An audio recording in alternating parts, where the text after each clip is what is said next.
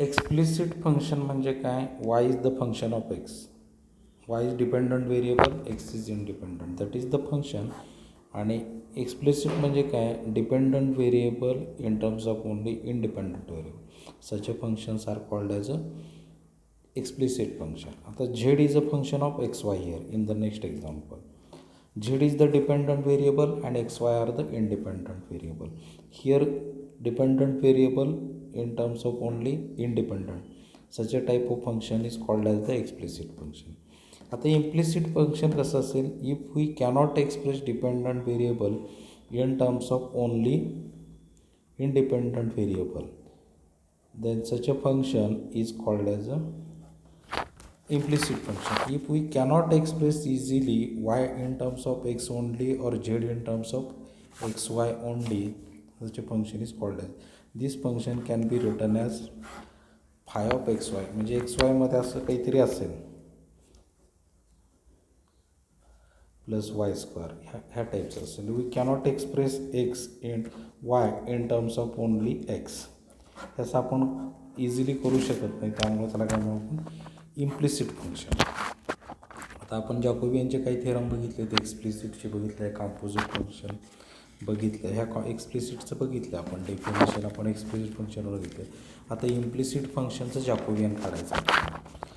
जॅकोबियन of implicit function. If U V W are implicit function of x Y Z, म्हणजे U V W independent आणि X Y Z independent consider केलं तर ह्या U V W आणि X वायमधले किती relation? 1, 2 आणि 3 relation. First relation, second relation, that is the 3 function. म्हणजे V is a function of x Y Z, V is X Y Z, W is a function of x Y Z implicitly.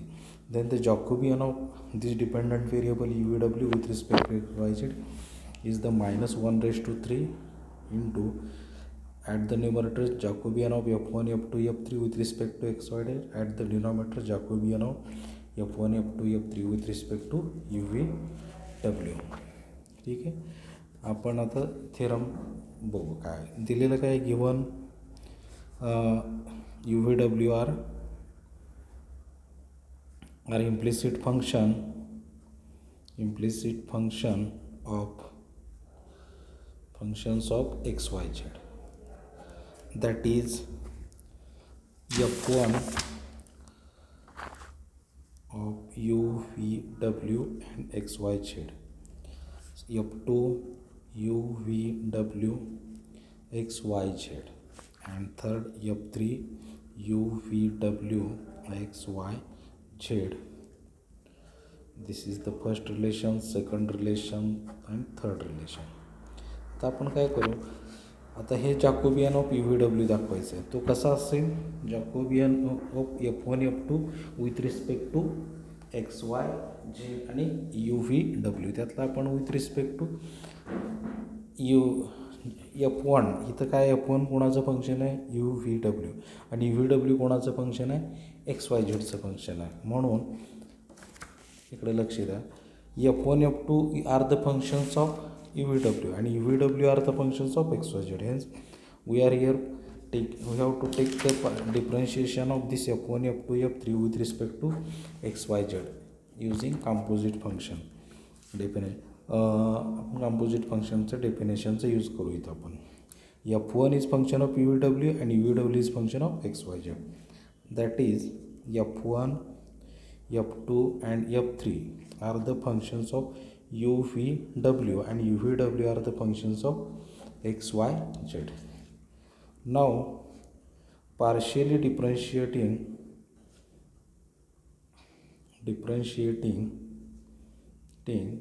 one with respect to x. त्यानंतर आपण काय करू? y and z. First with respect to F1चा घेतो with respect to x. Fमध्ये x आहे म्हणून F1 आणि x इंडिपेंडंट आहे, y इंडिपेंडंट z. पण आपण इंडिपेंडंट व्हेरिएबलचा xशी काढतो आहे, म्हणजे xचा डेरिव्हेटिव्ह काय असेल? डाबा F1/x. कारण हा पार्शियल का यूमध्ये सुद्धा x आहे, व्हीमध्ये x आहे, डब्ल्यूमध्ये x आहे, म्हणजे 4 ठिकाणी x आहे. म्हणून आपण F1चा काही घेतला डेरिव्हेटिव्ह न घेतला, तो पार्शियल डेरिव्हेटिव्ह घेतला. आणि YZ काय आहेत? अनदर इंडिपेंडंट, आणि त्यांचा डेरिव्हेटिव्ह काय येणार आहे? that is f1 of y 0, f1 of z 0. y and z are the independent variable म्हणून त्यांचा 0 आहे. ठीक आहे, f1 आणि y 0. आता f1 डायरेक्ट फंक्शन असल्यामुळे f1चं with respect to x plus f1 कोणावर डिपेंड आहे, यूवर, म्हणजे f1चा partial derivative with respect to you.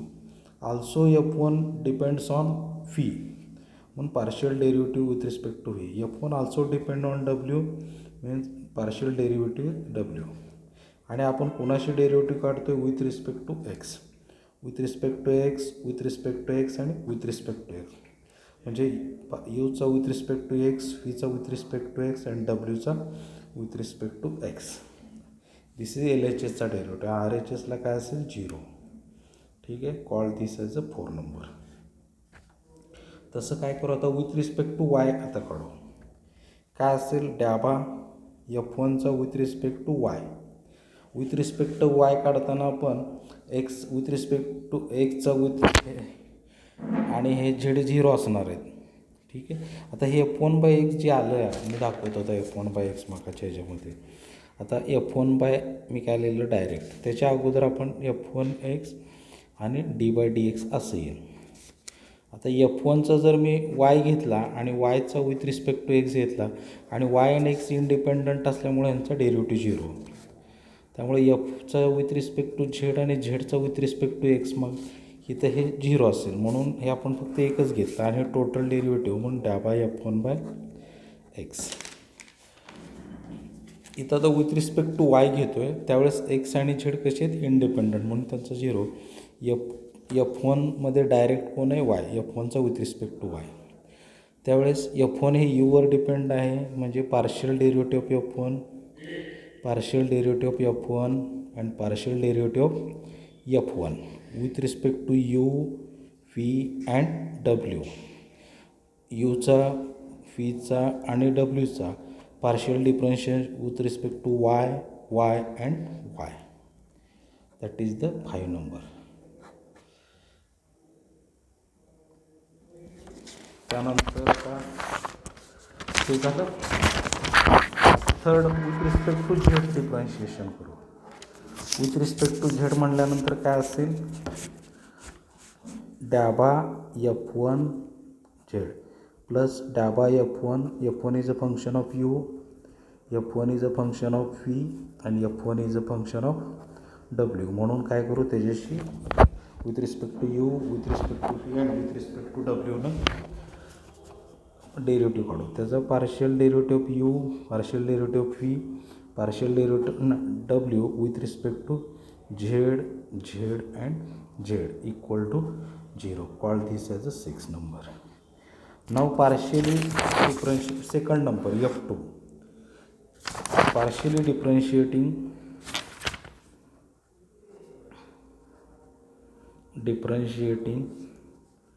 Second with respect to x, y, z we get. काय मिळेल मला, डॅबा f2 ऑफ x, डॅबा f2 ऑफ y, डॅबा f2 ऑफ डॅबा z. ठीक आहे, f2 is a function of u, f2 is a function of v and f2 is a function of w. and with u1चा with respect to x, vचा with respect to x, wचा with respect to x equal to 0. तसंच f2 is again function of v, f2 is again function of v and f2 is a function of w.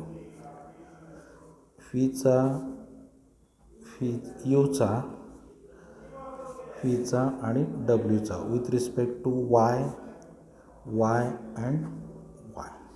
आता f2 is a function of U, f2 is a function of V आणि f2 is a function of W. आता with respect to Z घेतो आहे म्हणून डॅबा U by डॅबा Z, डॅबा V by डॅबा झेड अँड डॅबा डब्ल्यू बाय डॅबा Z equal to 0.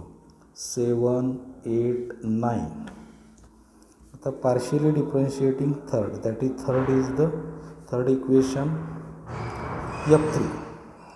F3 is the function of UVW XYZ with respect to XYZ. That is the F3 UVW XYZ with respect to X. F3 चा with respect to X, F3 चा with respect to Y आणि F3 चा with respect to Z असे तीन derivative. आता F3 is a function of U, F3 is a function of V and F3 is a function of W, and this U V W contains X, hence we are getting partial derivative of this U V W with respect to X, X and X. Similarly, F3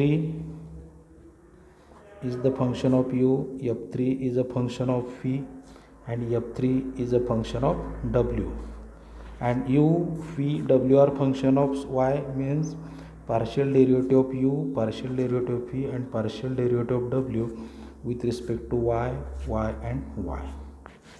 At the same time, F3 is a function of U, F3 is a function of V, F3 is a function of W, and U, V, W are function of U, V and W are function of Z, hence we differentiate partial derivative with respect to Z, with respect to Z and with respect to Z. Then we get 10, 11 and 12. Now हे 9 equations मिळाले आपल्याला. 9 equation मिळाली. आता आपण काय करू, नाव consider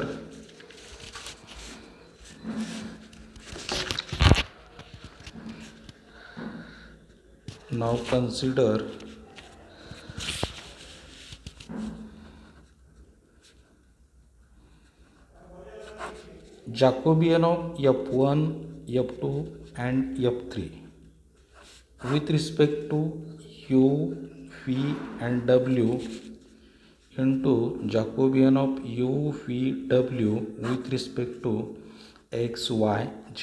हे काय घेतलं असं आपल्याला काय दाखवायचं आहे, Jacobian of U V W with respect to Y Z.